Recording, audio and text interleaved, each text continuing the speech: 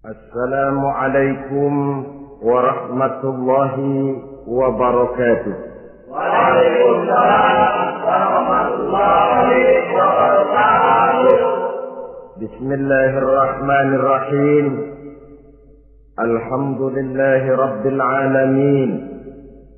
Wassalatu wassalamu ala asyrafil anbiya'i wal mursalin, imamil muttaqin, sayyidil ghurril muhajjalin, wa ala alihi wa sahbihi ajma'in, amma ba'du.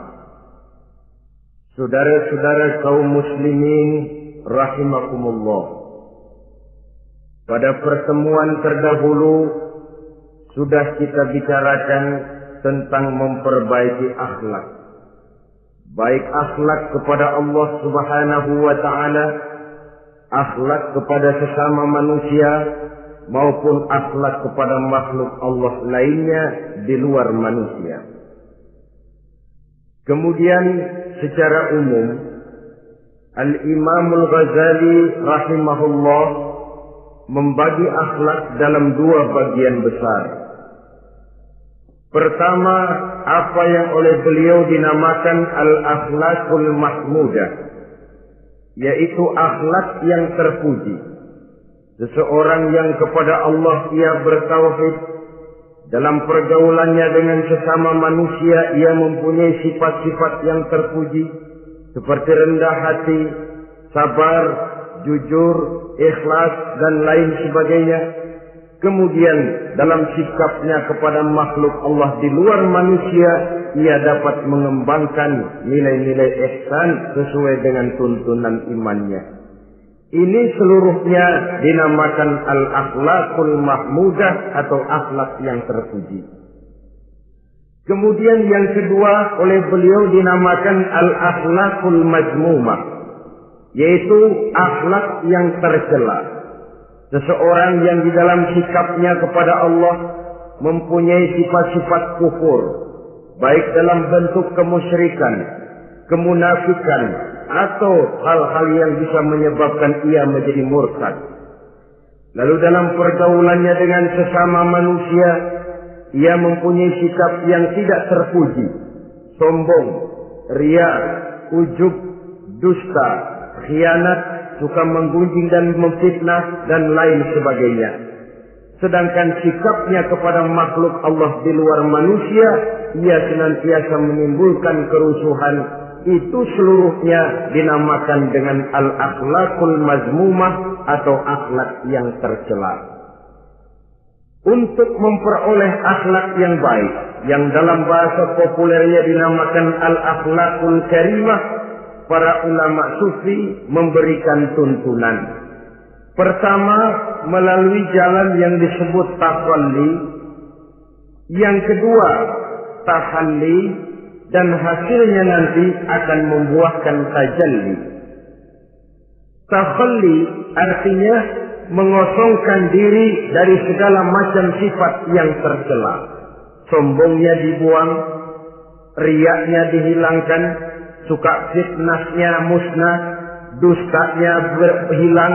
Itu semuanya dinamakan takhalli, mengosongkan diri dari seluruh sifat-sifat yang tercela.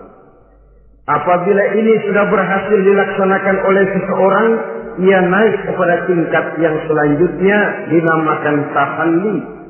Tahalli artinya menghiasi diri dengan seluruh sifat-sifat yang terpuji. Bila sombongnya hilang, berganti dengan tawadhu. Bila dustanya hilang, berganti dengan jujur. Bila khianatnya hilang, dihiasi hatinya dengan amanah, dan begitu selanjutnya. Hasil daripada tahalli, menghiasi diri dengan segala sifat-sifat yang terpuji, akan mengantarkan orang untuk sampai kepada tajalli, bisa menyaksikan kebesaran Allah Subhanahu wa ta'ala. Maka pada pertemuan kali ini kita akan mulai dengan yang pertama, takhalli, mengosongkan diri dari seluruh sifat-sifat yang tercela, menjauhkan diri dari semua akhlak-akhlak yang tidak baik. Dan pertemuan ini akan kita mulai dengan membicarakan dusta dan akibatnya. Saudara-saudara kaum muslimin rahimakumullah. Salah satu nikmat yang diberikan Allah kepada kita makhluk manusia dalam hidup ini adalah kemampuan untuk berkata-kata. Kemampuan menyalurkan hasrat hati dan keinginan jiwa melalui ucapan dengan bahasa sebagai alat komunikasi. Sehingga orang lalu berkata bahwa al-insan adalah hayawanun natiq. Manusia sebenarnya adalah binatang juga. Cuma saja manusia binatang yang pandai berbicara. Oleh karenanya ini merupakan satu nikmat yang sangat besar yang perlu kita syukuri. Lidah bisa menempatkan seseorang pada posisi yang tinggi. Lidah juga bisa menempatkan orang pada posisi yang paling rendah. Karena lidahnya orang dipuji, karena lidahnya orang dicaci maki dan dicela. Pendeknya seperti kata pepatah, al-lisan saghirul jirmi azimul jurmi. Lidah itu walaupun kecil bentuknya tetapi besar akibatnya. Hampir sebagian besar dari kesulitan-kesulitan yang menimpa manusia pada mulanya disebabkan oleh lidahnya. Sehingga pepatah mengatakan salamatul insan fi hifdzil lisan. Manusia akan selamat apabila dia pandai menjaga lidahnya. Seperti orang kita bilang, lidah tidak bertulang. Artinya bicara kadang-kadang demikian enak, bicara kadang-kadang demikian nikmat, tidak terasa akan membawa akibat yang tidak pernah kita perhitungkan sebelumnya. Oleh karenanya, salah satu yang menyebabkan manusia bisa turun nilai kemanusiaannya apabila dia telah mempergunakan lidahnya untuk suatu yang lazimnya kita namakan dusta. Apa sebenarnya dusta itu? Dikatakan al-kadzib huwa adamu mutabaqatil khabar lil waqi'. Dusta ialah tidak adanya persesuaian antara berita dengan kenyataan. Itu yang dinamakan dusta. Berita tidak sesuai dengan kenyataannya. Nah, bentuknya bisa mengada-ada, bisa menambah-nambah, ataupun mengurang-ngurang. Itu bentuk-bentuk daripada tidak sesuainya berita dengan kenyataan. Mengada-ada, yang tidak ada diada-adakan, itu jelas merupakan dusta. Kemudian menambah-nambah, beritanya sebenarnya cuma 1 meter, tapi disampaikan orang kepada kita 5 meter, yang 4 meter tambahan. Disitulah kemungkinan terjadinya penyusupan-penyusupan berupa dusta adanya. Ataupun mengurang-urang. Beritanya sebenarnya 8 meter, sampai ke kita cuma 2 meter. Yang 6 meter berita itu dikorup. Itu juga sudah bagian tersendiri daripada yang dinamakan dusta. Oleh karenanya kita harus berusaha. Pertama dari sifat mengada-ada. Yang tidak ada diada-adakan. Itu jelas dusta. Dan ini pekerjaan paling enak memang. Orang seakan-akan terpesona. Orang seakan-akan kagum. Padahal kita mengada-ada. Barang yang tidak ada diada-adakan. Rasul juga pernah, saudara-saudara.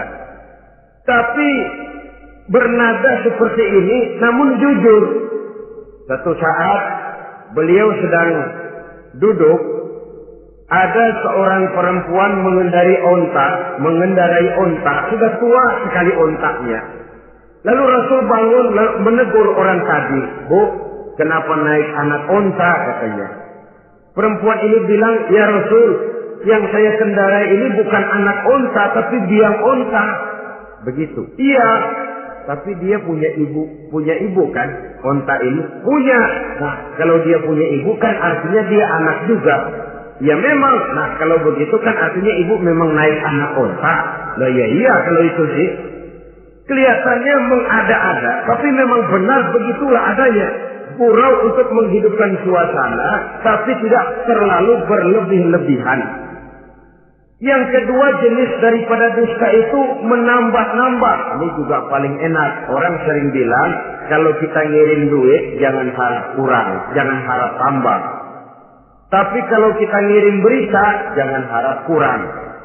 Duit kita kirim kepada orang, jangan harap tambah.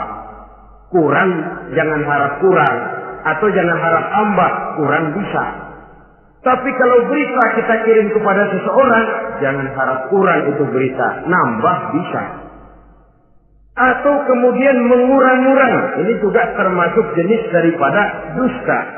Baik mengada-ada atau menambah-nambah, kemudian mengurang-urangi, seluruhnya merupakan pekerjaan yang paling enak. Kita anggap sesuatu yang biasa, padahal akibatnya nanti akan menjadi luar biasa.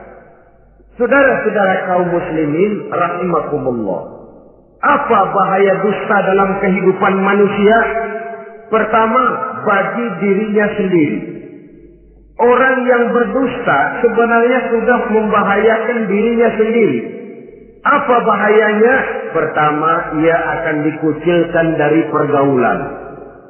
Sekali dia berdusta, orang mungkin masih percaya. 2 kali dia berdusta, orang mungkin masih bisa mentolerir. 3 kali dia berdusta, orang ngecap. Ini memang udah wataknya nih. Hobi dah kalau begini. Akhirnya dia dikucilkan dari pergaulan. Lain hari, walaupun dia serius bicara, orang nggak lagi nanggapin sebagaimana yang semestinya. Dikucilkan dari pergaulan. Akibat apa? Akibat dari dusta yang dilakukannya. Akan merugikan dirinya sendiri. Ada satu cerita, saudara. Seorang pengembala kambing sedang mengembalakan kambing di tanah lapang. Satu hari iseng dia sendirian. Ini orang kampung pengen tahu dibohongin. Teriak dia, tolong ada serigala, ada serigala. Mendengar teriakan ini karuan, satu kampung orang nyaris keluar semua. Yang bawa pentungan, yang bawa golok, yang bawa pisau. Mana serigalanya, mana? Ini pengembala tadi nyengir. Kagak ada. Gua bohongin lo. Sudah, pulanglah orang kampung ini. Sekali, besoknya begitu lagi. Keluar lagi orang kampung, ternyata juga tidak ada serigala. Pada hari yang ketiga, serigalanya benar-benar datang. Si pengembala tadi pucat, lalu teriak-teriak, tolong ada serigala datang. Nah orang kampung udah nandain. 2 kali kita dibohongin, ini paling dia bohong lagi. Satu pun tidak ada orang kampung yang keluar untuk menolong. Akhirnya kambingnya habis dimakan oleh serigala. Yang rugi dirinya sendiri. 1 kali dia bohong, orang percaya mungkin. 2 kali dia bohong, orang masih tolerir. 3 kali dia bohong, orang nandain. Terkucil dari pergaulan akibat daripada perbuatan dusta. Oleh karenanya saya yakin tidak seorang pun di antara kita yang suka berteman dengan seorang pendusta. Karena apa? Seorang pendusta tidak akan segan-segan menjual temannya sendiri. Mengkambing hitamkan temannya sendiri. Artinya juga merusak pergaulan di dalam kehidupan ini. Penyakit yang bahaya yang kedua bagi diri orang yang berdusta itu sendiri, sifat dusta menyuburkan watak munafik. Nabi bersabda, ayatul munafiki salatun. Tanda-tanda orang munafik itu ada 3. Tandanya, biasanya kalau tandanya ada, ya munafiknya insya Allah ada. Apa tanda orang munafik itu? Pertama, iza haddatsa kadzdzaba. Apabila berbicara selalu bohong. Belum pernah kalau bicara tidak bohong. Bohong itu sudah jadi lalapnya. Artinya enggak sumbrah ngomong kalau enggak dicampuri bohong. Seperti kurang enak makan kalau tidak pakai lalap. Ada saja bohong yang dibuat-buatnya. Ini ciri atau tanda daripada orang-orang munafik. Apabila berbicara selalu berdusta. Satu. Yang kedua, wa iza wa'ada akhlafa. Apabila berjanji dia selalu ingkar. Selalu ingkar tanpa uzur yang dibenarkan oleh syar'i, itu termasuk ciri daripada orang-orang munafik. Karena itu kita oleh agama diajarkan jangan memastikan sesuatu. Pernah Rasulullah ditegur oleh Allah Subhanahu wa taala ketika datang orang bertanya, "Ya Rasul, Ashabul Kahfi itu sebenarnya berapa orang jumlahnya?" Ada yang bilang 5 orang, 6 dengan anjingnya. Ada yang bilang 6 orang, 7 dengan anjingnya. Ada yang bilang 8 orang, 9 dengan anjingnya. Yang benar yang mana Rasul? Rasul menjawab, besok. Jawabannya besok. Kenapa Rasul berani mengatakan jawabannya besok? Sebab beliau ngandelin. Biasanya kalau ada pertanyaan dari umat, lalu turun wahyu sebagai jawaban atas pertanyaan tadi. Sudah. Besoknya dari pagi Rasul nunggu wahyu turun. Enggak turun. Besok nunggu lagi. Enggak turun juga. Bingung. Sekali turun malah negur beliau. Wala taqulanna li syai'in inni fa'ilu dzalika ghadan illa ayyasha Allah. Kalau belum apa-apa Muhammad jangan berani ngeduluin. Besok. Semuanya hanya bisa terjadi dengan izin Allah. Illa ayyasha Allah.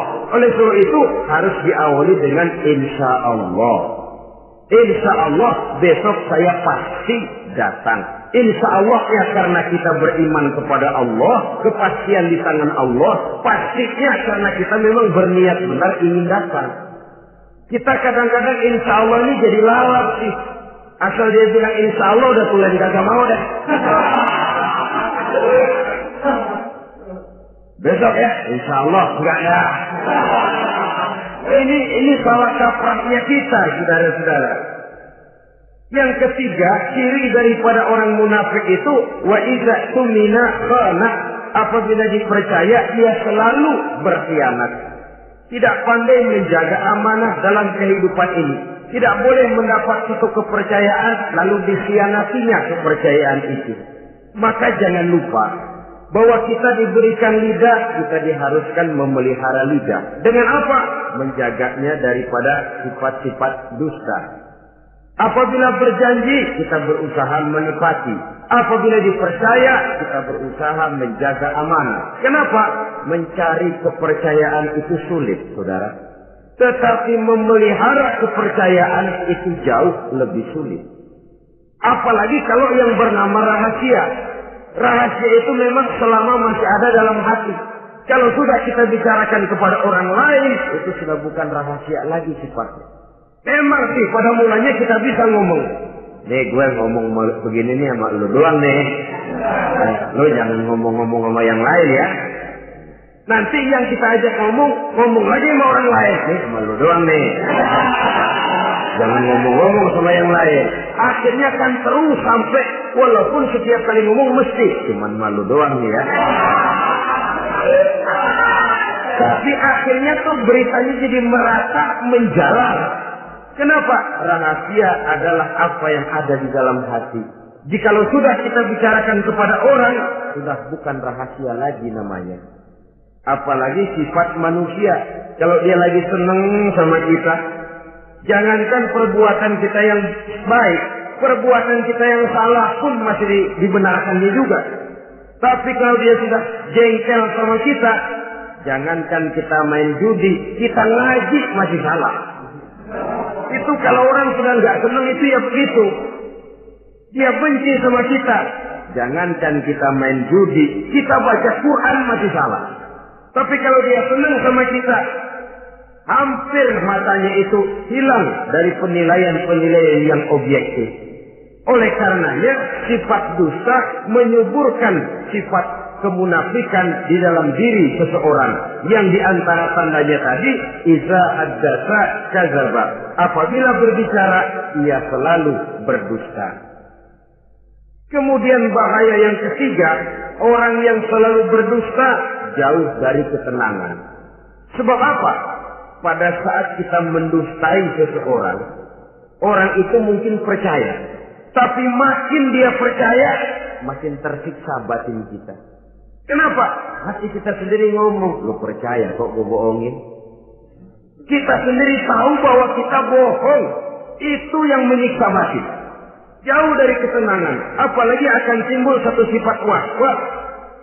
Ntar dia tahu. Bagaimana kalau rahasia ketahuan? Bagaimana kalau dia tahu saya bohong? Ini akan menyebabkan seseorang jauh dari ketenangan hidup. Makin rajin dia berdusta, makin tersiksa jiwanya. Lain kalau hatinya sudah mati. Dusta memang sudah jadi profesinya, kebiasaannya. Tidak merasa menyesal, tidak merasa berbuat salah. Dusta itu sudah jadi hobi. Sehingga enak saja. Hati sudah jadi mati kalau sudah begitu. Dan sepanjang hati sudah jadi mati, itulah yang paling kita khawatirkan. Artinya nilai kita adalah bangkai berjalan dalam pandangan Allah Subhanahu wa ta'ala. Saudara-saudara kaum muslimin rahimakumullah. Oleh karenanya membahayakan diri sendiri dusta itu.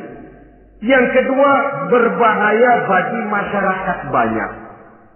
Tentu saja apabila status sosial kita tinggi, makin luas akibat daripada kedustaan kita. Seorang kepala rumah tangga yang berdusta, seluruh keluarganya jadi rugi. Seorang kepala kampung yang berdusta, rakyat sekampungnya rugi. Seorang gubernur berdusta, rakyat satu provinsi rugi. Seorang pemimpin negara berdusta, rakyat satu negara rugi. Makin tinggi status sosial, makin besar akibat daripada suatu dusta. Oleh karenanya, menimbulkan keresahan di tengah masyarakat. Masyarakat itu apa? Dimulai dari masyarakat yang paling kecil, rumah tangga. Kalau satu rumah tangga sudah diwarnai oleh sesuatu yang bernama dusta, maka ketenangan, ketentraman, kebahagiaan rasanya akan sulit terwujud di dalam rumah tangga itu sendiri. Seorang istri apabila sudah pandai mendustakan suaminya, maka itu sudah berarti memulai keretakan dalam kehidupan rumah tangga, menimbulkan benih-benih ketidakpercayaan. Apabila seorang suami sudah mulai mempunyai titik ketidakpercayaan kepada istrinya lagi, itu sudah menandakan retaknya basis kehidupan rumah tangga. Istri yang mendustakan suaminya, umpamanya diberikan nafkah, lalu mestinya sebenarnya sudah diperhitungkan cukup, uang masih ada, dikatakannya habis, dan lain sebagainya. Akibatnya nanti si suami mikir-mikir, kan menurut perhitungan duit masih cukup, kenapa sudah habis? Nah, oleh karena istrinya tidak jujur, suaminya juga mulai berusaha tidak jujur lagi. Mendapat penghasilan besar, mengaku sedikit. Kalau sudah begitu, saling dusta mendustai pun sudah dimulai. Nanti akan terus meresap kepada kehidupan daripada anak-anak sebagai anggota di dalam rumah tangga kita. Saudara-saudara, oleh karenanya rumah tangga bisa saja berantakan, menjadi kacau, baik karena dusta istri, dusta suami, dusta anak, atau dusta orang lain menyulut dan mengganggu rumah tangga kita. Suaminya lagi enak-enak duduk di depan rumah, datang laporan. Kamu kok tenang saja di rumah? Memangnya kenapa? Istrimu, waduh. Ya memang kenapa istri? Waduh. Itu tadi naik bajai berdua. Kamu orang laki. Ya memang supir bajai masih dia sendiri. Tapi kalau berita ini digunting, dikat sampai di situ, kan nanti ini sudah menimbulkan suami mendengar istrinya naik bajai berdua dengan orang laki, tentu marah. Pulang istrinya sudah payah-payah dari pasar, dicaci maki dan lain sebagainya. Apa ini? Akibat dari omongan, dari lidah yang memang kecil dan tidak bertulang itu, tapi sungguh sangat besar akibatnya. Kemudian juga pergaulan. Berapa banyak saudara jauh dari saudaranya, teman berpisah dengan temannya, tetangga marah dengan tetangganya, akibat daripada perbuatan lidah, daripada ucapan lidah ini. Akibat daripada yang bernama dusta ini. Oleh karenanya, saudara-saudara, dusta pun merusak pergaulan. Kemudian usaha. Satu kali kita berdusta, mungkin usaha mendatangkan untung. 2 kali kita berdusta, masih bisa mendatangkan untung. 3 kali kita berdusta, orang akhirnya akan mengadakan perbandingan. Ini kadang-kadang dalam usaha, dalam dagang, dusta juga bisa jadi lalang. Orang nawar dagangan kita, berapa harganya bang? 500. 300 ya, tadi ada yang nawar 400, saya nggak jual. Padahal kagak ada yang nawar. Dia buat sedemikian rupa. Atau kadang-kadang tidak segan-segan memakai sumpah untuk membela kebohongannya. Walaupun sebenarnya bukan sumpah, karena sumpah itu harus dengan lafzul jalalah, wallahi atau billahi, atau demi Allah. Kadang-kadang dengan kata-kata yang kasar. Modalnya cuma 500. Tapi ketika ditawar orang, yang bener aja nawar bu. Padahal ini saya beli modalnya aja 700 perak, biar mampus nih. Dia beli cuma 500, ngaku modalnya 700 pakai biar mampus lagi.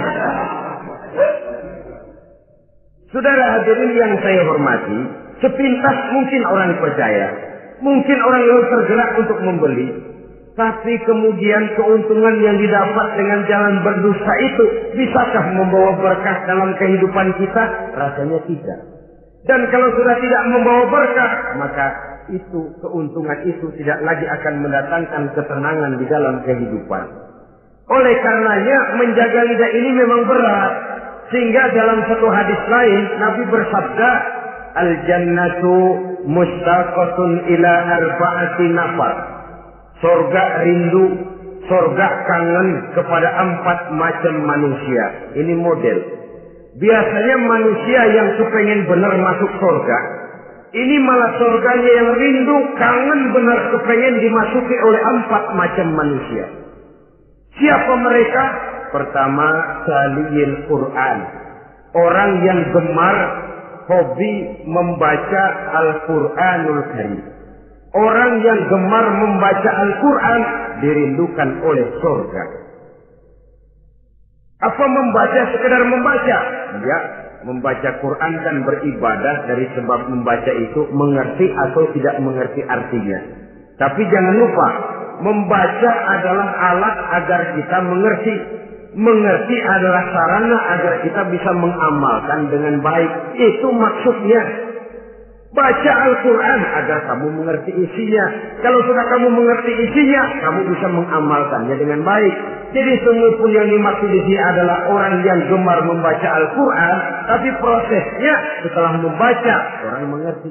Sebab orang hanya bisa mengerti kalau dia sudah membaca. Kemudian apabila mengerti, dia terdorong untuk mengamalkan.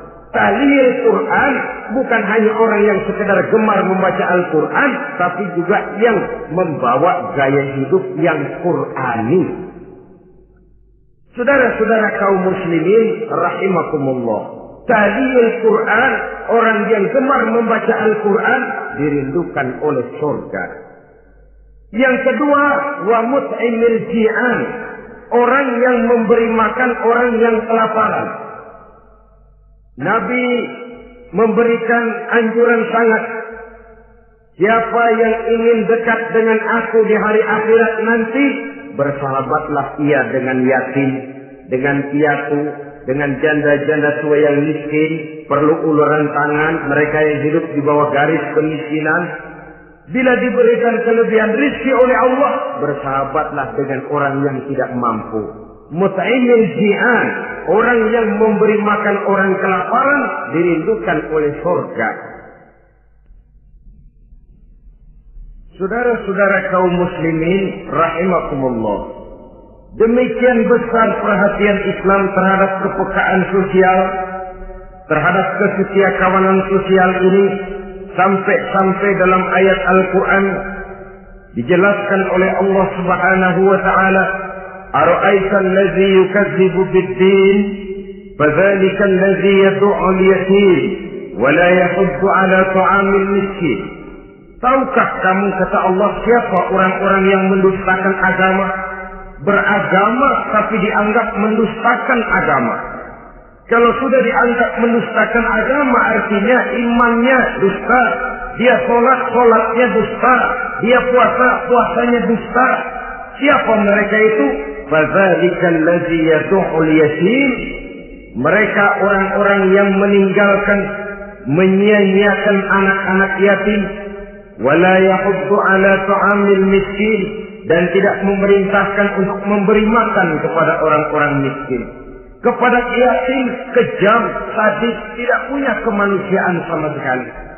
Maka mungkin kita yang rajin sholat, mungkin kita yang sudah 4-5 kali berhaji, bisa saja terhalang masuk surga. Karena di sebelah rumah kita ada anak yatim piatu, merintih kelaparan, menggigil kedinginan. Kita tahu kita mampu dan kita diam saja, tidak mau memberikan pertolongan. Itu yang mungkin bisa menghalangi kita untuk sampai ke surga. Oleh karenanya, salah satu jenis manusia yang dirindukan oleh surga, mut'imul ji'an, orang yang memberi makan orang yang kelaparan.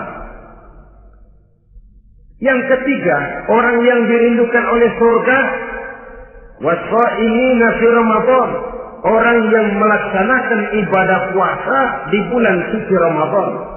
Dan yang keempat, ini yang ada kaitannya dengan masalah kita, wa hafizil lisan. Salah satu manusia yang dirindukan oleh surga ialah orang yang pandai menjaga lidahnya. Artinya dia bisa menempatkan diri, kapan waktunya bicara, kapan waktunya diam. Orang bilang memang kalau bicara itu perak, diam itu emas. Maksudnya diam lebih berharga daripada bicara. Tapi orang memang harus pandai menempatkan diri. Artinya tahu kapan waktunya bicara, kapan mestinya diam. Kalau waktu diam dia bicara, namanya dia tidak tahu diri. Kalau harus bicara dia diam, dia namanya juga tidak mau menyampaikan sesuatu yang seharusnya dia sampaikan. Sama saja ada orang bilang sedikit bicara banyak bekerja. Sebenarnya harus seimbang. Banyak bicara harus banyak bekerja. Biasanya kalau sedikit bicara banyak bekerja itu dua kemungkinan. Kalau nggak main catur, maling. Yang namanya maling, bicaranya sedikit. Maling buka jendela, lalu berbisik sama temennya. Udah tidur. Ngomongnya segitu, selebihnya dia kerja serapi-rapinya. Sebaliknya, banyak bicara, sedikit kerja, bahkan nggak pernah kerja. Orang gila.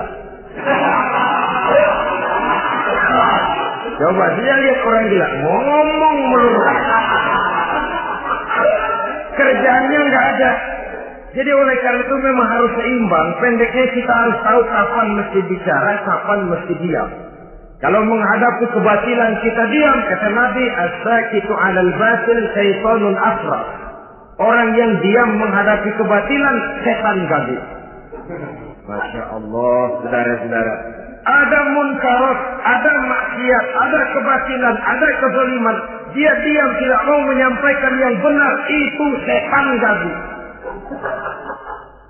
Sehingga dikatakan, qulil haqqa walau kana murran. Sampaikan, katakan yang benar walaupun pahit. Dan memang menyampaikan kebenaran bukan main pahitnya. Bukan main getirnya, banyak resikonya. Tapi ini sesuatu yang harus kita sampaikan. Sebab kata Nabi tadi, orang yang diam menghadapi satu kebatilan sama saja dengan setan gaduh. Orang yang pandai menjaga lidahnya dirindukan oleh surga. Dan ini walaupun kelihatannya pekerjaan ringan, kecil, berat, saudara-saudara. Bahkan diceritakan Nabi Ibrahim itu pernah nangis di hadapan Allah Subhanahu wa Ta'ala. Ketika ditegur, ditanya, kenapa kamu menangis Ibrahim? Saya ini seumur hidup pernah 3 kali berdusta, ya Allah. Bagaimana saya tidak bingung mempertanggungjawabkan ini di hadapanmu? Nabi Ibrahim seumur hidup 3 kali bohong, bingung, nangis. Kita sehari 16 kali bohong, nyengir. Nggak ada bingungnya, emang hobi. Kalau nggak bohong, puyeng palanya. Tiap hari selalu mencari sasaran. Siapa lagi gue bohongin? Saudara-saudara kaum muslimin rahimakumullah. Kelihatannya pekerjaan ini kecil, ringan, tapi sungguh berat. Mengerem lidah, menjaga lidah daripada perbuatan ucapan-ucapan yang tidak mengandung manfaat, apatah lagi sampai bersifat dusta dan membahayakan orang lain. Oleh karenanya, dusta ini kalau dalam agama, berdusta dalam agama biasanya munafik. Mulutnya beragama, tapi hatinya kafir. Jelas itu munafik. Itu dusta juga. Dusta yang membawa kita kepada dosa kelas kasar. Ya kalau kita mendustai teman, memang dosa. Dosa yang nilainya tidak sebesar kalau kita mendustai agama. Tapi sungguh pun demikian, dosa kecil-kecil juga kalau ditumpuk banyak juga. Padahal kata Imam Ghazali, hati itu seperti kaca. Dosa itu debu yang nempel di kaca. Kalau debu-debu itu terus numpuk, kita malas ngelapnya, malas ngebersihinnya. Jadi satu berkarat di kaca, susah banget ngebersihinnya. Coba kaca kalau udah karatan, pakai silet kita gosok, setengah mati. Begitu juga perbuatan dosa. Kalau kita senang dusta, biarinlah dosa kecil. Bohong lagi, bohong lagi, bohong lagi. Numpuk berkarat di hati itu dosa. Nah hati itu kalau sudah dilingkungi oleh karat, nur, cahaya kebenaran itu sulit untuk masuk. Karena dia sering berdusta, orang lain dianggap sama juga sama dirinya. Ini yang celaka. Oleh karenanya timbul sifat menyamakan orang lain dengan keadaannya sendiri. Dikala itu hati yang sudah penuh dengan noda-noda dosa itu sudah berkarat sehingga sulit untuk dibersihkan lagi. Itu sebabnya Nabi berpesan, ittaqillaha haitsu ma kunta wa atbi'is sayyi'atal hasanata tamhuha wa khaliqin nasa bi khuluqin hasan. Bertakwalah kamu kepada Allah dimanapun saja kamu berada. Bertakwa dimanapun saja kamu berada. Di pasar takwa kita, di kantor takwa kita, di masjid takwa kita, di rumah tangga bertakwa kepada Allah dimanapun saja kamu berada. Kita sih kadang-kadang takwa juga, cuman musiman. Takwa kita pakai tempat. Asal lagi duduk di masjid, dengerin pengajian, dengar kiai pidato, manggu takwa, bener. Keluar dari masjid, teler aja lagi.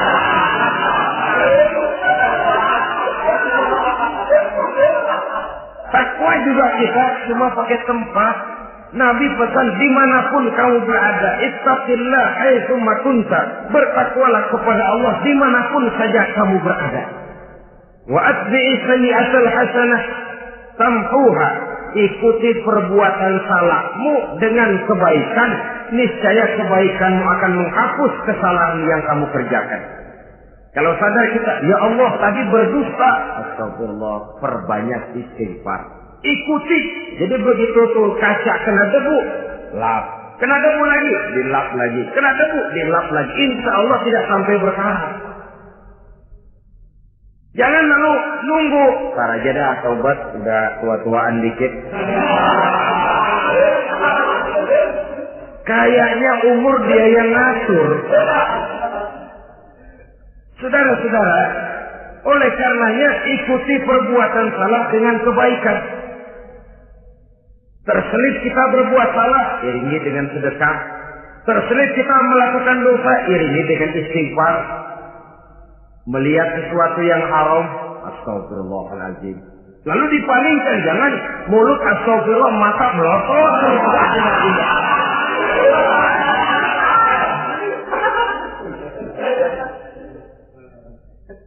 Wa khaliqin nasa bi khuluqin hasanin, dan bergaulah dengan manusia mempergunakan akhlak yang baik.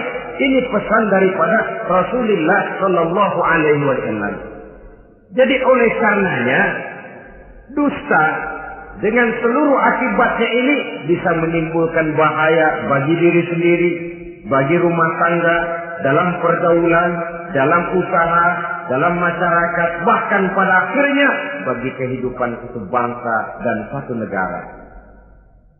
Lidah yang kecil tapi besar akibatnya bisa menyengsarakan manusia atau menempatkan manusia dalam satu posisi yang tinggi. Kalau kita adakan satu perbandingan, Nabi Ibrahim seumur hidup 3 kali saja berdusta, nangis di hadapan Allah. Kita yang hampir tidak ada hari, ya, kalau orang sekarang bilang tiada hari tanpa olahraga. Rasanya kita kalau mau jujur bisa juga bilang tiada hari tanpa bohong. Pernahkah kita menangis menyesali dusta yang sudah kita lakukan? Berapa banyak orang yang sudah kita janjikan kita gantung dengan janji itu. Padahal dia punya hajat yang demikian sangat bergantung kepada kita. Tapi lidah ini enak saja. Gampang dah. Tar. Sok. Gampang dah itu mah. Beres dah beres. Enggak ada yang enggak beres. Semuanya kalau lidah kita beres, gampang, ntar, besok, enak, endah aja.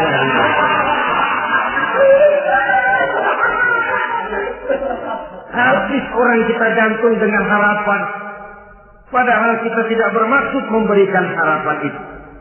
Sementara kita melangkah melenggang dengan senyum, sedang orang lain menggerutu. Saudara-saudara kaum muslimin rahimakumullah, ini pada gilirannya akan kembali penyakitnya kepada diri kita juga, menyuburkan watak munafik, mengucilkan kita dari dalam pergaulan, dan menjauhkan kita daripada ketenangan hidup. Karenanya dusta memang berbahaya. Dalam perjuangan, dusta akan menimbulkan watak pengkhianatan. Dusta juga bisa menyebabkan munculnya musuh-musuh dalam selimut, yang pura-pura berteriak membantu perjuangan tapi di belakang mencari titik kelemahan kita. Oleh karenanya, mencari teman yang bisa diajak tertawa itu gampang. Mencari teman yang mau diajak menangis itu sulit. Mencari teman yang mau diajak nyanyi banyak. Tapi mencari teman yang mau diajak berkeluh kesah itu yang langka. Oleh karenanya, di dalam kehidupan ini untuk menjaga lingkungan pergaulan, mari kita berusaha untuk menjaga lidah dengan sebaik-baiknya. Nah, apa semua bohong tidak boleh? Ada bohong yang ditolerir. Di antaranya kata Nabi, salasun laisa minal kazzab. Ada 3 macam bohong yang tidak dianggap bohong. Bohong tapi tidak dianggap bohong. Dusta tapi tidak berdosa. Kalau memang harus bohong, carilah bohong yang tidak dosa. Bahkan insya Allah ada pahalanya kalau kita ikhlas. Apa itu? Pertama, hadisul rajulu limar'atihi au hadisul mar'atu li zawjiha. Bohongnya seorang suami untuk menyenangkan hati istrinya. Gak apa-apa. Untuk menyenangkan hati istrinya. Misalnya, suami pulang dari kantor, perutnya lapar. Begitu makan, nyobain sayur asinnya luar negeri.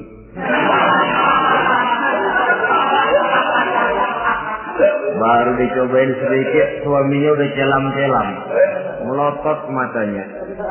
Istrinya negor, bang sayur keasinan ya?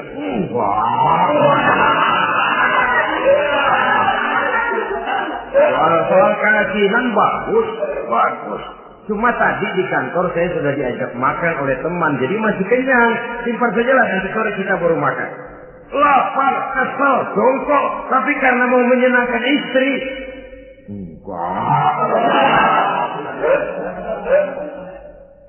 Atau sama saja dustanya seorang istri untuk menyenangkan hati suaminya. Bisa saja itu terjadi. Suaminya beli sendal buat istri. Mahal, padahal murah, kena mahal. Warnanya gak enak dilihat, potongannya norak. Suami istri tahu kalau itu sendal murah. Suaminya tanya, gimana bu sendal yang saya beli? Waduh, cakep bener bang, luar biasa. Tangga kita mana ada yang pakai sendal begitu. Memang kagak ada, jelek.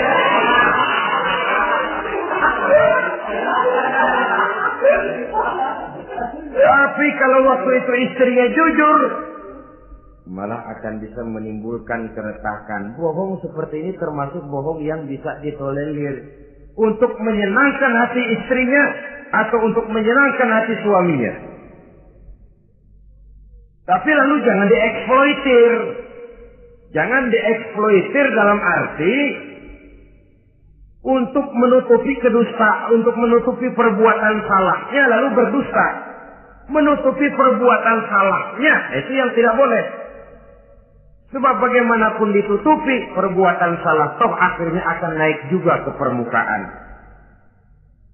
Yang kedua, al-kadzib li islahi zatil bain.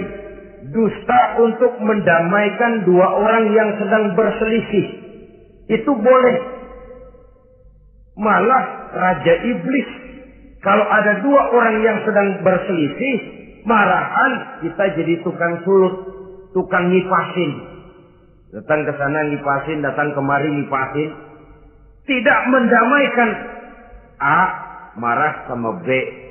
Datang kita sama A katanya kamu marahan sama B. Ya itu B kurang aja.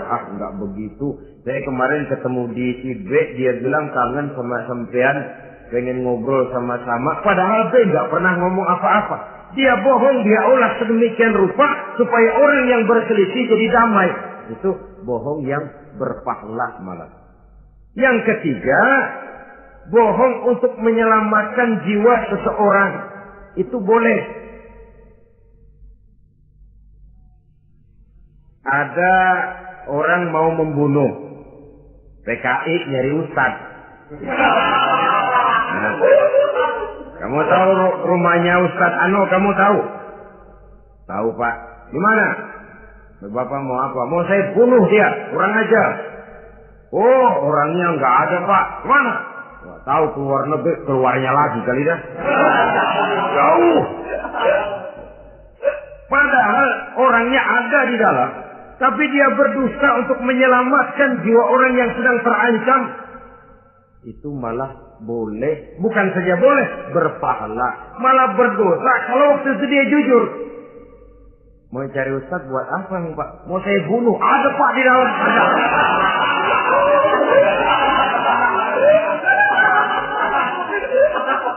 Sentimen, kalau perlu saya bantuin pak aja.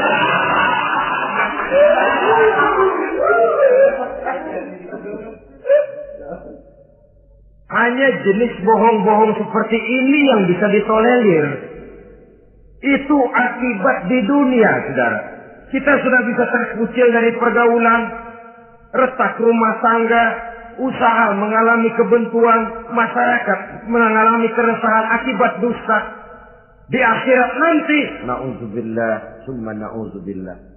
Kita baca dalam riwayat Mi'raj, Rasul melihat orang yang lidahnya menyengser ke tanah, digunting, putus, bersambung lagi, digunting lagi, putus lagi, bersambung lagi. Kadang dituangi dengan coran api neraka. Na'udzubillah, coran neraka. Kita nginjak puntung aja lompat. Ini mulutnya dituangi dengan coran dari neraka. Innalillahi wa inna ilaihi raji'un. Iya, tapi kalau dituangi coran begitu dari neraka kan terus mati sekaligus. Iya, kalau terus mati lumayan. Neraka itu kata Quran, kullama nadijat juluduhum baddalnahum juludan ghairaha liyazuqul azab. Tiap kali hancur kulitnya, kami buatkan kulit yang baru. Diazab lagi, hancur lagi, dibuatkan lagi. Untuk apa begitu? Liyazuqul azab, biar dia rasain. Kalau sekali kemplang mati mah enak. Pokoknya diazab di neraka, digejrot, mati, selesai. Lumayan. Ini nggak ada matinya. Penyet, bangun lagi, kemplang lagi, persis film cemen.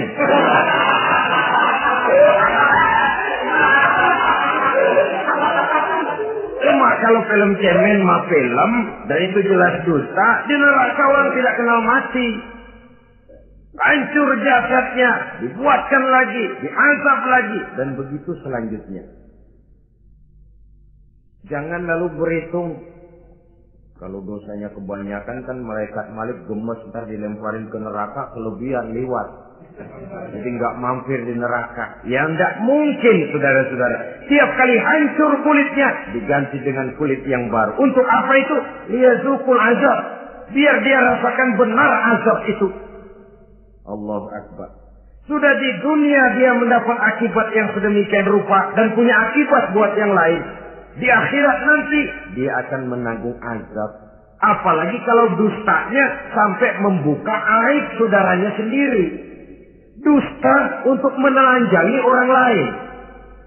Logikanya saja, kalau ada teman kita atau aurat kita terbuka, kita harus menutup. Muslim dengan muslim seperti satu badan. Bila yang satu sakit, yang lain ikut merasa sakit. Bila yang satu tercela, yang lain ikut merasa tercela. Dikala itu, kita harus justru menutupi aib orang lain. Malahan Nabi mengatakan, siapa yang menutupi aib saudaranya di dunia ini, saudaranya muslim, Allah akan menutupi aibnya di akhirat nanti. Kita kadang-kadang bukan nutupin sih, malah ngorek-ngorek. Kadang-kadang nggak tahu aja belaga tahu. Ya, gue dengar anak, banyakan dia nipasinnya. Saudara-saudara kaum muslimin rahimakumullah. Begitu lidah yang suka berdusta digunting dari gunting api neraka, terpotong dibulatkan lagi, terpotong dibuatkan lagi, tidak henti-hentinya sampai kepada hari akhirat nanti. Karena itu berlindung kita kepada Allah. Jangan sampai diberikan lidah yang gemar berdusta. Tapi lidah yang gemar mengatakan yang benar walaupun terasa pahit. Mengucapkan kebenaran itu besar resikonya. Panjang jalannya, banyak akibatnya. Mencegah kemunkaran besar resikonya. Tapi itu harus kita lakukan. Setidaknya mencegah kemunkaran. Rasulullah sallallahu alaihi wasallam dalam satu hadis menyatakan iyyakum wal kadziba fa innal kadziba yahdi ilal fujuri wal fujuru yahdi ilal nar. Hati-hatilah kamu daripada sifat dusta, sebab sesungguhnya dusta membawa kepada perbuatan durjana dan perbuatan durjana menggiring orang kepada neraka. Mula-mula memang ucapan, dari ucapan orang melangkah kepada perbuatan, dan perbuatan itulah yang akan jadi penilaian Allah. Jikalau baik, dia akan menyebabkan kita ke surga. Jikalau tidak baik, perbuatan kita jugalah yang akan menjerumuskan kita ke dalam neraka. Dimulai dari suka berdusta. Akibat lidahnya gemar berdusta, perbuatannya pun merupakan perbuatan dusta. Suka pura-pura, mental munafik. Artinya hilang sifat kejujuran dalam dirinya. Apabila ini sudah melembaga dalam kehidupan seseorang, sulit dia melepaskan diri dari cengkraman dusta itu sendiri. Untuk jangka pendek di dunia ini maupun jangka panjang di akhirat nanti, dusta hanya akan membawa malapetaka bagi diri yang bersangkutan dan juga bagi orang lain.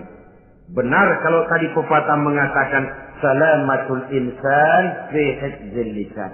Bahkan ada yang bilang kalau lidah lukai hati, kalau pedang lukai tubuh, masihkan ada harapan sembuh. Kalau lidah lukai hati, kemana obat hendak dicari? Kita tampar orang dengan tangan 2-3 hari, 2-3 jam bahkan sudah hilang bekas tamparan itu. Tapi kita tampar orang dengan lidah, dengan ucapan, seumur hidup dia akan tetap ingat. Kita bohongi orang, kapan ketemu dia ingat nih, dia nih yang kerjanya bohongin melulu. Gimana aja ada bohongnya. Kalau sudah dicap sebagai pendusta, kita memang nggak tahu, tapi tiap kita jalan orang iringi perjalanan kita. Pembohong. Saudara, masyarakat ini punya hukum yang tidak tertulis, tapi lebih kuat dan lebih kejam daripada hukum yang tertulis. Sehingga lalu orang mengatakan, sekali arang tercoreng di dahi, seumur hidup orang tak percaya. Ini artinya hukum masyarakat itu lebih kejam daripada hukum yang tertulis. Sekali kita dicap sebagai pendusta, lain kali kita mau benar-benar banget juga. Aku benar-benar banget ini, sumpah dah. Alah, sumpah lo udah lalap dah, udah laku. Ya Allah, kita sumpah pun orang nggak percaya. Ya kalau binatang kita pegang ekornya, barangkali. Tapi kalau orang jelas omongannya yang kita pegang. Nah kalau omongannya sudah nggak bisa dipegang, apanya lagi yang kita harapkan? Oleh karenanya, saudara-saudara, lidah yang kecil bentuknya tapi besar akibatnya ini harus diisi dengan nilai-nilai iman. Lidah yang sudah dimasuki nilai iman akan berat untuk berdusta, berat untuk memfitnah, berat untuk menggunjing, ringan untuk mengucapkan yang baik, ringan untuk zikrullah, ringan untuk baca Quran, ringan untuk musyawarah terhadap hal-hal yang baik. Lidah yang ada imannya, aduh berat saja kalau sudah memfitnah orang, berat kalau harus menggunjing orang. Tapi lidah yang belum ada imannya, nyelonong saja, licin kalau diajak fitnah, licin kalau diajak ngata-ngatain orang, licin kalau diajak mengadu domba orang lain. Dan ini akan berakibat nantinya timbulnya keretakan, keresahan sejak dari pribadi, rumah tangga, masyarakat luas. Akibat apa? Dusta. Dari sekian dusta yang paling kita khawatirkan adalah kalau kita sampai dicap oleh Allah sebagai pendusta agama. Beragama tapi dianggap pendusta. Agama sekedar lipstik, agama sekedar dekorasi, agama sekedar penghias kartu tanda penduduk, tapi hidup jauh dari tuntunan nilai-nilai agama. Pendusta-pendusta agama semacam ini pada gilirannya akan terkena penyakit yang disebut munafik. Iman lidahnya tapi kufur hatinya. Islam ucapannya tapi kufur perbuatannya. Mudah-mudahan Allah jauhkan kita, Allah jauhkan anak cucu kita, Allah jauhkan seluruh keluarga kita dari neraka dan dari azab neraka. Terima kasih dan mohon maaf. Wassalamualaikum warahmatullahi wabarakatuh. Waalaikumsalam warahmatullahi wabarakatuh.